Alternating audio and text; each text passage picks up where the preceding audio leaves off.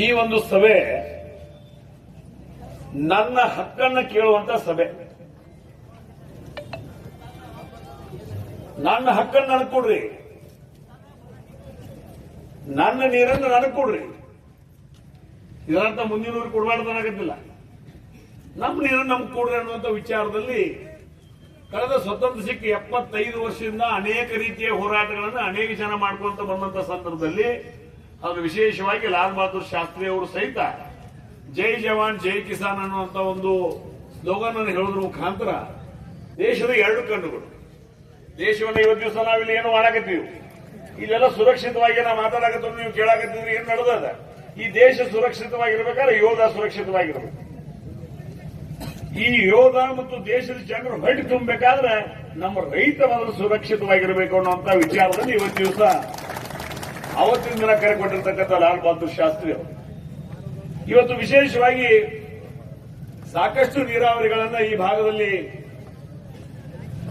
ದಿವಂಗತ ಮಲ್ಲಾರಗೌಡ ಪಾಟೀಲ್ರು ಅವರು ಬಂಗಾರಪ್ಪನವರ ಮಂತ್ರಿಮಂಡಲದಲ್ಲಿ ನೀರಾವರಿ ಸಚಿವರಾಗಿದ್ದಾಗ ಕುರ್ನಿ, ಕೋಚರಿ, ಯಾತ್ ನೀರಾವರಿಗಳನ್ನು ಮಾಡಿದರು.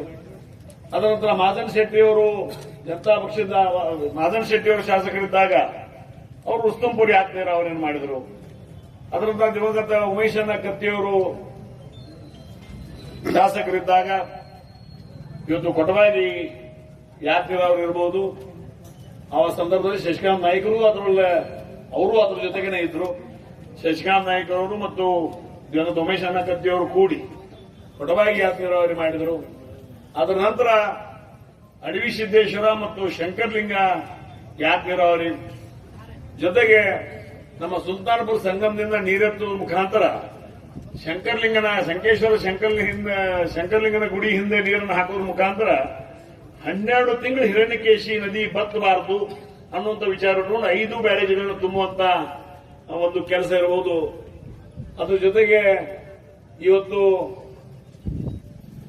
ಈ ಒಂದು ಸಂದರ್ಭದಲ್ಲಿ ನೀವು ನಮಗೆ ಕುಡಿಯಕ್ಕೆ ನೀರು ಅಂತ ಹೇಳಿದ ಸಂದರ್ಭದಾಗ ಉಮೇಶನ್ನ ಬಹುಶಃ ಆ ದಿವಸ ಎಲ್ಲ ಅಧಿಕಾರಿಗಳು ಒದರಾಡಿದ, ನೀವು ಬೆಳಗಾವಿ ಕುಡಿಯಕ್ಕೆ ನೀರು ಹಾಕಿದ್ದೀರಿ, ಅಲ್ಲಿ ಹಾಕಿದ್ದೀರಿ, ಇಲ್ಲಿ ಹಾಕಿದ್ದೀರಿ, ನಮ್ಮ ತಾಲೂಕನ ಉಪವಾಸ ಹಾಕಿರ್ತೀವಿ, ಮಕ್ಕಳ ನಮ್ಮ ನೀರು ಕೊಡ್ರಂತ ಒದರಾಡಿದ ಅಂದ್ಕೂಡಲೇ ಬಹುಶಃ ನಮ್ಮ ಸಂಪೂರ್ಣ ಹುಕ್ಕೇರಿ ತಾಲೂಕಿನ ಎಲ್ಲ ಹಳ್ಳಿಗಳಿಗೆ 24x7 280 ಕೋಟಿ ಒಂದು ಯೋಜನೆ ಈಗಾಗಲೇ ಕೆಲಸ ಪ್ರಾರಂಭ ಆಗಿದೆ.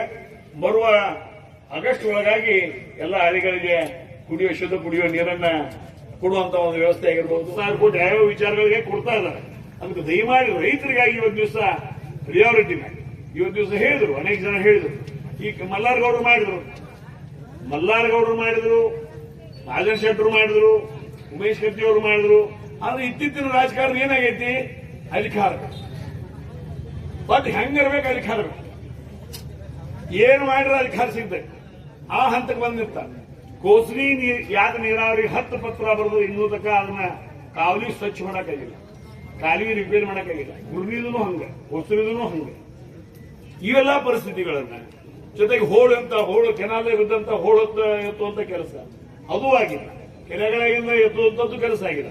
ಯಾಕಂದ್ರೆ ಇವತ್ತು ಅಧಿಕಾರ ಬೇಕಾದ್ರೆ ಇವ ತಾತ್ಪೂರ್ತಿಕವಾಗಿ ಏನೇನು ಆಶಾತ್ಮಕ ಅವನ್ನ ಹೇಳಿ ಇವತ್ತು ದಿವಸ ರೈತರನ್ನ ದೂರ ಇಡಾಕತ್ತಾರ. ಆ ಕೆಲಸ ಆಗಬಾರ್ದು. ಮೂಲಭೂತವಾಗಿ ನಮಗೆ ನೀರಾವರಿ ಬೇಕು. ನಮ್ಮ ಸಲುವಾಗಿ ದೂರದೃಷ್ಟಿ ಇಟ್ಕೊಂಡು ಕಟ್ಟಿರ್ತಕ್ಕಂಥ ಹಿರಿಯರನ್ನ ಸ್ಮರಣೆ ಮಾಡ್ಕೊಂತ ಇವತ್ತು ದಿವಸ ಸರ್ಕಾರ ಇವತ್ತು ಮೊದಲ ಆದ್ಯತೆಯನ್ನ ಇವತ್ತಿನ ದಿವಸ ನೀರಾವರಿ ಯೋಜನೆಗೆ ಕೊಡೋದ್ರ ಮುಖಾಂತರ ಹಿರಿಯರು ಮಾಡಿರ್ತಕ್ಕಂಥ ಯೋಜನೆಗಳಿಗೆ ಇವತ್ತು ಮೊನ್ನೆ ಭದ್ರಾ ಯಾವ್ದು ಡ್ಯಾಮ್ ಗೇಟ್ ಅದು ಕಿತ್ತು, ಅದಕ್ಕೆ 2 ಲಕ್ಷ ಕಿತ್ತು. ಈಗೇನೋ ಸುದ್ದಿ ಮಾಡಕತ್ತಾರ ಮಾಡ್ಲಿ, ಆದ್ರೆ ಅದು ಪೂರ್ಣ ಕಿತ್ತಾಗ ಎತ್ತರ ಹೋಗಿತ್ತೆ. ಈಗ ನಾವು ಅದರ ಬಗ್ಗೆ ಹೆಚ್ಚಿನ ಗಮನವನ್ನು ಕೊಡಬೇಕು ಅನ್ನೋಂಥ ಮಾತನ್ನು ಹೇಳಿ ಇವತ್ತಿನ ಸಂದರ್ಭದಲ್ಲಿ ಈಗಾಗಲೇ ಮಲ್ಲಿಕಾರ್ಜುನ ಯಾತ್ ನೀರಾವರಿ ಯೋಜನೆಯ ಅರ್ಜಿ ಸರ್ಕಾರ ಮುಂದಿದೆ. ಸರ್ಕಾರ ಇವತ್ತು ದಿವಸ ಮಾನ್ಯ ಸರ್ಕಾರಕ್ಕೆ ನಾವು ವಿನಂತಿ ಮಾಡ್ತಾ ಇದ್ದಾನೆ, ಮಾನ್ಯ ಮುಖ್ಯಮಂತ್ರಿಗಳಲ್ಲಿ ವಿನಂತಿ ಮಾಡ್ತಾ ಇದ್ದಾನೆ, ಮಾನ್ಯ ಉಪಮುಖ್ಯಮಂತ್ರಿಗಳಲ್ಲಿ ವಿನಂತಿ ಮಾಡ್ತಾರೆ, ಸಂಪೂರ್ಣ ಸರ್ಕಾರದಲ್ಲಿ ವಿನಂತಿಯನ್ನು ಮಾಡ್ತಾ ಇದ್ದಾರೆ. ಈ ಒಂದು ಅಮ್ಮನಿಗೆ ಯಾತ್ ನೀರಾವರಿ ಯೋಜನೆ ಜೊತೆಗೆ ಇನ್ನುಳಿದ ಭಾಗದಲ್ಲಿ ಇರ್ತಕ್ಕಂಥ ಎಲ್ಲಾ ನೀರಾವರಿ ಯೋಜನೆಗಳಿಗೆ ಪ್ರಿಯಾರಿಟಿಯಾಗಿ ಇವತ್ತನ್ನ ನೀರನ್ನು ಕೊಡುವಂತ ಕೆಲಸ ಸರ್ಕಾರದ ಆದ್ಯತೆಯನ್ನು ಕೊಡಬೇಕು ಅನ್ನೋಂತ ಮನವಿ ಮಾಡಿಕೊಂಡು ಇವತ್ತು ನಮ್ಮ ಸರ್ಕಾರ, ಈ ಸರ್ಕಾರ, ಆ ಸರ್ಕಾರ ಅನ್ನೋದಕ್ಕಿಂತ ಯಾವುದೇ ಸರ್ಕಾರ ಇದ್ರೂ ರೈತರ ಪರವಾಗಿ ಕೆಲಸ ಮಾಡುವಂತ ಸರ್ಕಾರ ಇರಬೇಕು. ಸುಮ್ಮನೆ ಅದು ಇದು ಅನ್ನೋಕ್ಕಿಂತ ರೈತರ ಪರವಾಗಿ ಇರ್ತಕ್ಕಂಥ ಕೆಲಸ ಇವತ್ತು ಎಲ್ಲಾ ಸರ್ಕಾರಗಳು ಮಾಡಬೇಕು ಅನ್ನೋಂಥ ಮಾತನ್ನ ಈ ಸಂದರ್ಭದಲ್ಲಿ ಹೇಳ್ತಾ, ವಿಶೇಷವಾಗಿ ತಾವು ಹಮ್ಮಿಕೊಂಡಿರ್ತಕ್ಕಂಥ ಈ ಒಂದು